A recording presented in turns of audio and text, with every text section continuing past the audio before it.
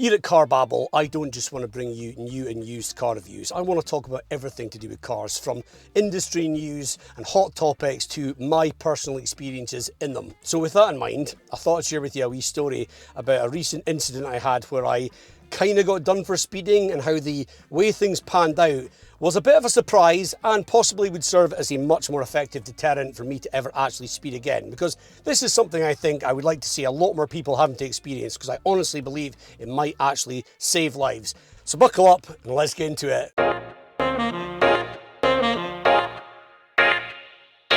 So in case you don't know UK roads, the national speed limit is 60 miles an hour on a country road, and there's a nice long straight on my way to work that I can either confirm or deny. Sometimes people like to push on a little bit on that stretch because it's a pretty safe road. There's just like trees along each side. There's no kids around or anything like that. It's a pretty safe place to maybe go a little bit faster, but I wasn't actually going faster in this case. I just wasn't really paying attention. Anyway, after that you come to a built up area, and that's a 30 zone, and it's actually a very short 30 zone because there's a school right after it, and so it goes straight to a 20 zone when school's actually on. And it's a really good place for police to sit and give out speeding tickets. It's an absolute goldmine. They must pick up a lot of good business from that there, because it really is bang your 60, 30, 20, quick. So one morning, I'm a little bit late for work. I'm a little bit kind of flustered and scared, more than I normally am.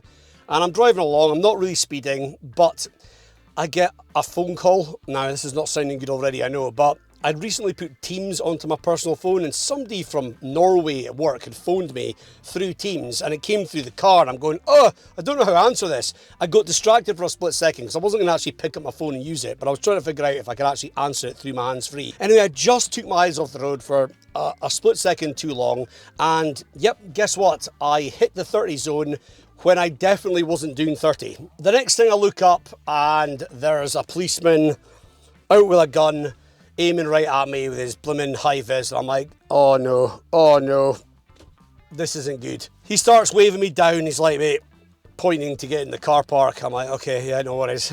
Now, it's important to also say that I'm a pretty upstanding member of the community here in the village I live in, and it's a 30 zone through our village, and we've got a kids park across the street from us, and I've got young kids, and I'm constantly waving people down for speeding. And I've actually got in my car a couple of times and chased after people who've been taking the absolute piss. So I really feel quite strongly about speeding.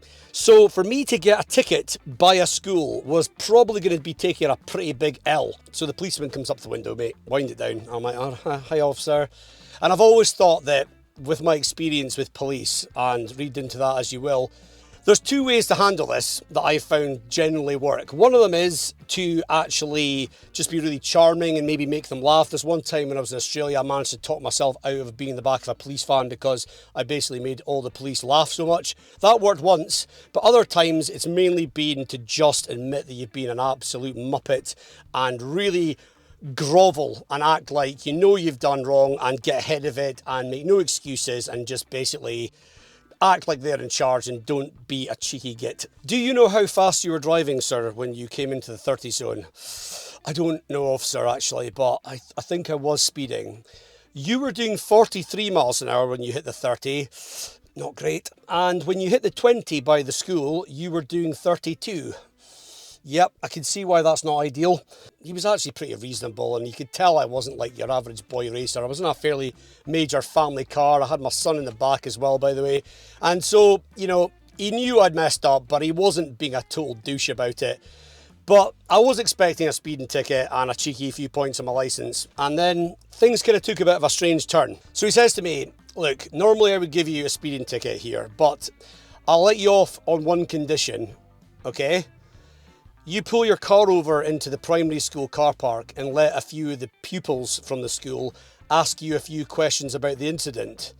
Okay, officer, well, that's an offer I can't refuse. Yep, no problem. So I pull over, and about 6 kids with high-vis jackets on and clipboards, who are about 10, come up to my car, flanked by a bunch of teachers with the headmistress behind giving me daggers like I'd just driven my car through the canteen window.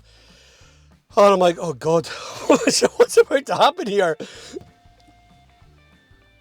Hi. I believe you want to ask me some questions? Yes, hello sir. Do you know what speed you were doing when you hit the 30-mile-an-hour zone? Well, actually, I didn't until the police officer was kind enough to let me know. I was doing 43 miles an hour, which I am aware is quite fast. Do you think that's an acceptable speed to be driving near a school? Absolutely not. I was distracted and I have absolutely no excuse. There is indeed no excuse for driving that fast in a built-up area. But what possible reason could you have for doing it? Well, I had a bit of an issue with my car and it distracted me very briefly. Looking at this chart here, could you tell me at what speed you have a 90% chance of killing a child if you hit them with your car? Looks like 40 miles an hour. That's slower than you were going, isn't it, sir? Yeah, it is. Do you have children of your own, sir? Yeah, one of them's in the back. And how would you feel about it if your son didn't make it home from school today? Oh, bloody hell. It would be the worst thing that's ever happened to me. He then went on to give me some more information about the dangers of driving and some statistics, and then said, basically, you know, now that I've given you some more information about this, are you more likely to pay more attention in the future and be a bit more of a responsible driver? Absolutely. Thank you, sir, for your time. You're welcome, and you're doing a really great job here, and sorry again to everyone. Now, we could probably debate what the true meaning of the Scottish term biscuit earth actually is, but that's how I felt at that exact moment. I drove off at a snail's pace with the headmistress looking at me like I'd literally just murdered a child and feeling like a bit of a tit. So what's the point of the story? Well, for me, it really just seemed like quite an effective way to get me to really think about speeding, and I don't think I'm going to forget that situation for a long time. And even if it's just on that particular road and not just roads in general, that I'm a bit more diligent about slowing down before I get to the built-up area, it definitely worked. I mean, I've got friends who've had loads of speeding tickets and it's just like water off a duck's back. You know, they get one, take the hit, you know, they get a few points, maybe they get up to quite a lot of points and then they start to really panic and then they whittle them down again. But they don't ever actually change any behaviours about speeding because it's just points. It's maybe just, you know, shelling out a bit of money that they don't really have that much of a issue with doing. This, on the other hand, didn't cost me a penny. And yet I still felt like a total and utter bastard when I got out of there because the teacher was looking at me like I really had killed one of the kids, you know? And so it really was quite an effective way to go. And I really hope more schools are doing this sort of stuff. I see people speeding through our village that have got their own kids as well. And you think, even you're not being diligent enough to slow down in a built-up area, you know? So I just feel like sometimes people are distracted, people are careless, people are just in a rush. And honestly, unless you're actually going to put in ways to physically slow down cars, like speed bumps or little islands or, you know, just anything that really gets somebody's attention to actually slow down, I just don't think speeding tickets really cuts it a lot of the time. And so things like this are a bit more novel and maybe not as profitable for local councils and things really, but they actually probably have a bit more impact. And so I'm all for it and I'll take this one right on the chin. And in this situation, I was basically distracted by technology, you know, and I didn't really look at my phone. I just faffed about with my car and I just got distracted. And ultimately that's why I didn't slow down quick enough.